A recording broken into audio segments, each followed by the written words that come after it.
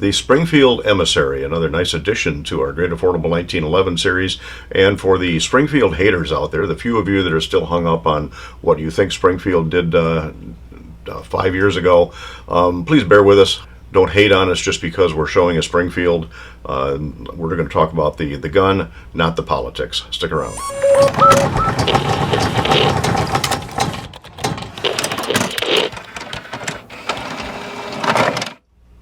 I want to welcome you to Riders Range while we take a look at the Springfield Emissary, which is just another in a growing Springfield lineup of 1911s. Springfield says in their advertising that the Emissary bridges the gap between defense and custom. Well, nothing says that a custom gun can't be a good defensive gun, so I'm not sure there's a gap between defense and custom, but anyway, that's what their advertising says. This gun has, it's a full-size 45, 5-inch barrel, and it has a blued carbon steel slide. I want to talk more about that in just a minute or two.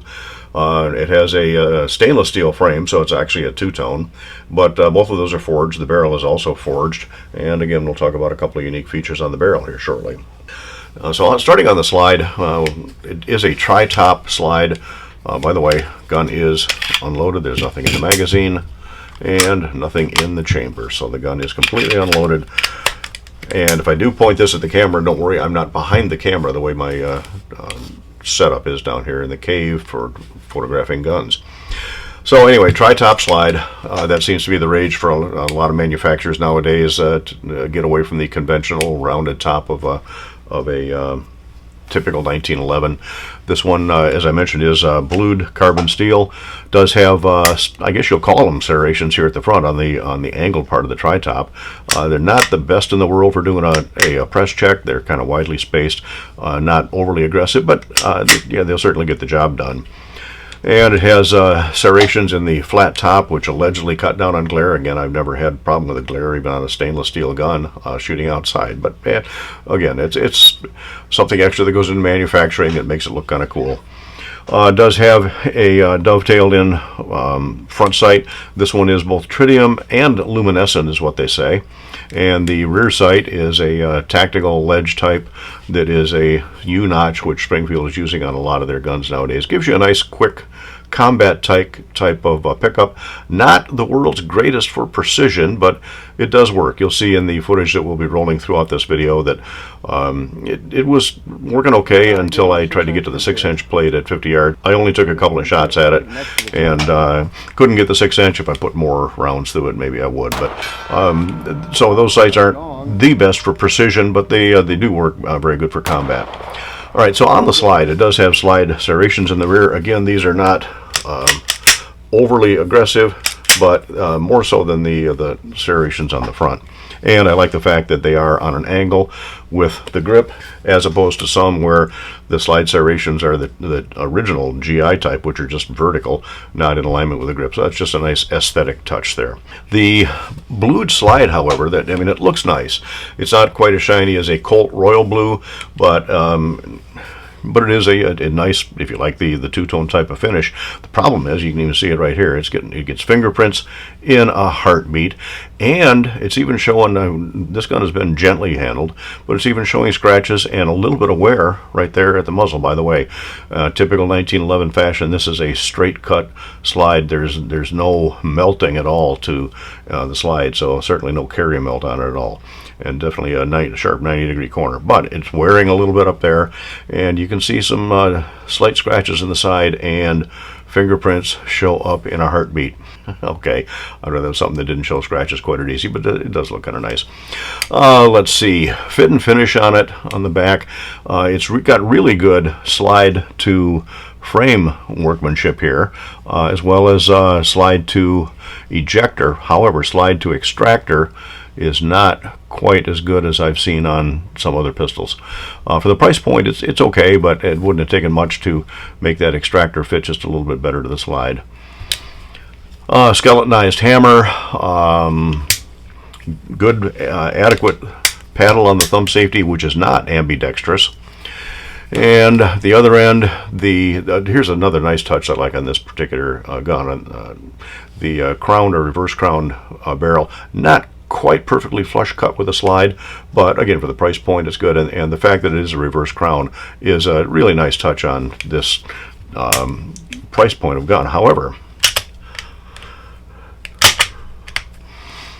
you'll see that there's no bushing in here. This is a bull barrel.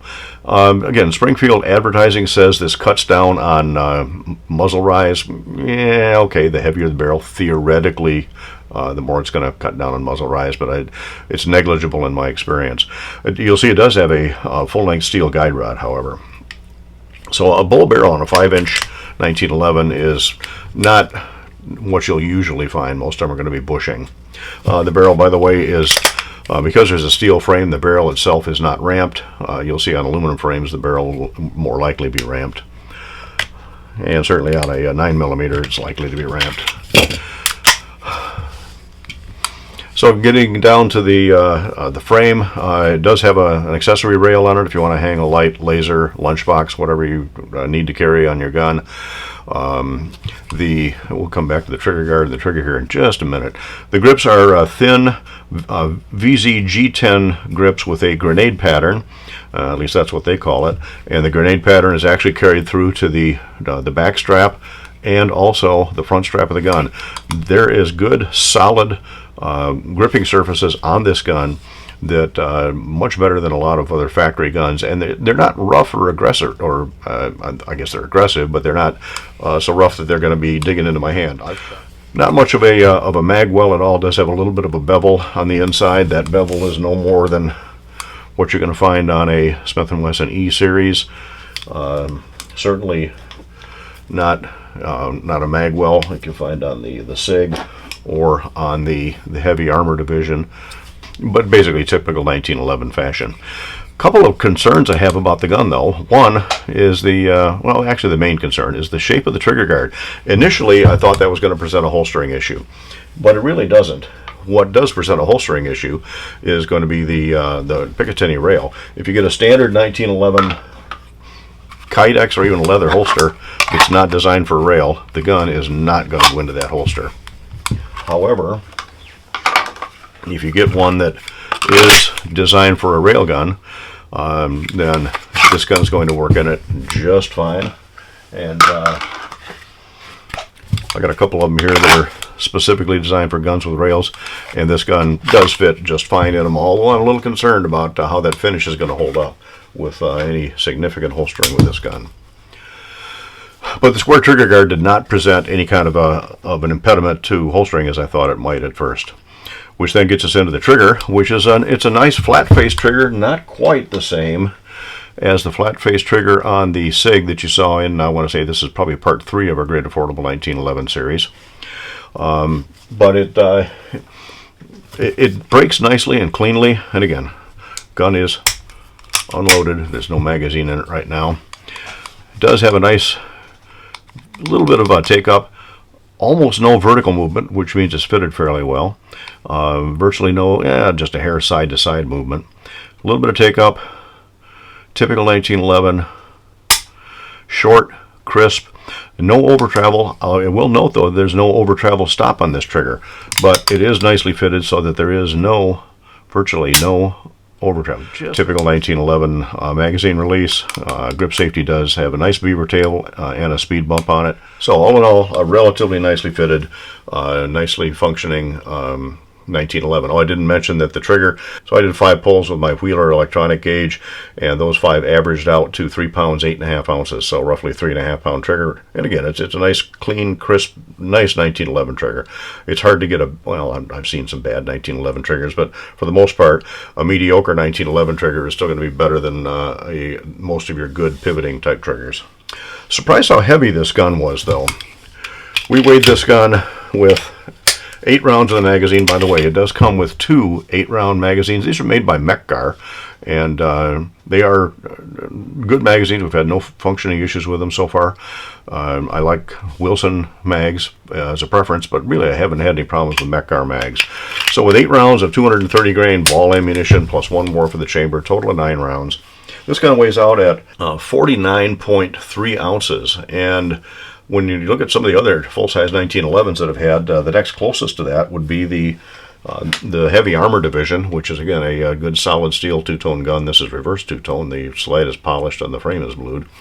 But even with the lightning cuts in the slide, that gun weighed out at 49 ounces even, so 3/10 of an ounce lighter than the Emissary.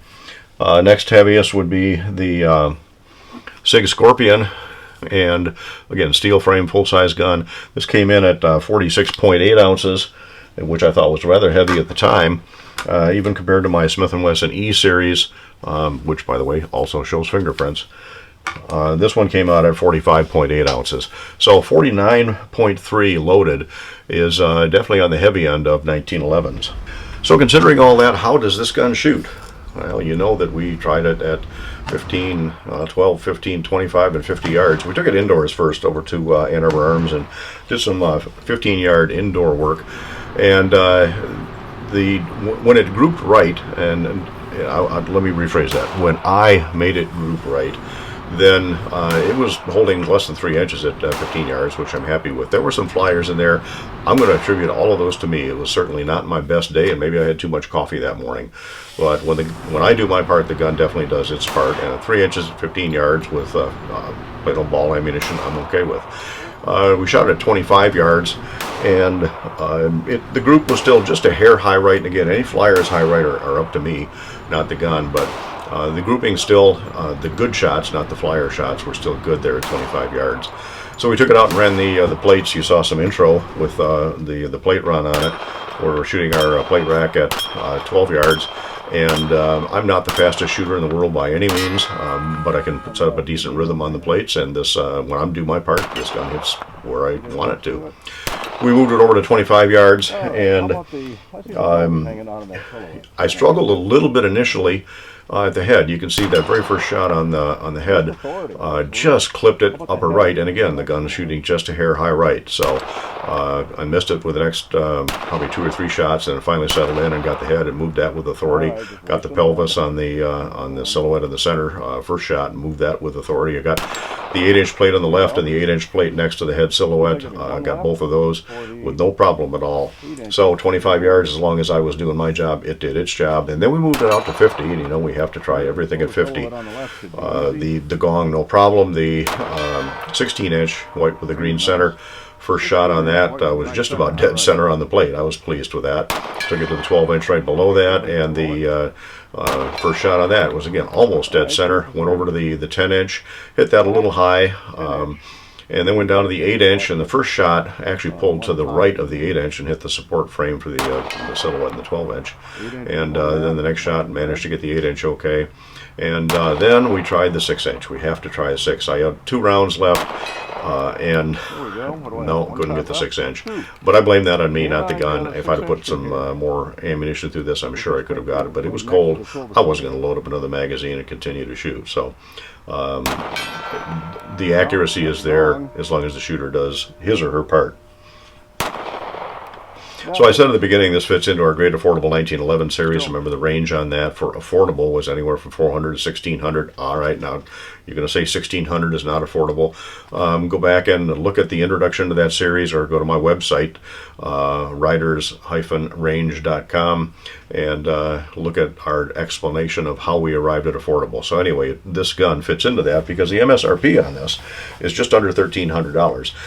You can find the going price now, retail, is going to be around $1,100 for this gun, which really is well within that affordable range, at least by our definition, and certainly competitive with a lot of other good quality 1911s out there. It's you can find less expensive Springfields. They won't have some of the features on this. Will they work just as well? Yeah, maybe. That's right now and kind of subjective. And then this was relatively recently released, and it was released initially in a 5-inch 45, which this is. They also now have a Commander 45, which is 4 1/4 inch, of course, and they also have a full-size 5-inch 9mm, which I would like to sample but haven't yet. So again, it's an affordable gun for the purists. Purists aren't going to like the extra touches on this. Certainly not going to like the squared trigger guard, the tri-top slide, probably not the grenade pattern on the grips or whatever. Purists won't even like the fact that it's a bull barrel. But you know something, everything about this gun works. I will say this is not my gun. This is a T&E gun that's on loan to me by another YouTube channel, and I certainly appreciate the firearm guy for providing this gun for this review. Springfield is an ever-growing catalog of 1911, so it'll be interesting to see what they come out with next. In the meanwhile, this Emissary is a nice, workable 1911. Probably went a little longer than I should have, but I have a tendency to do that. I thank you for sticking with me through all of this, and thanks for dropping by Riders Range.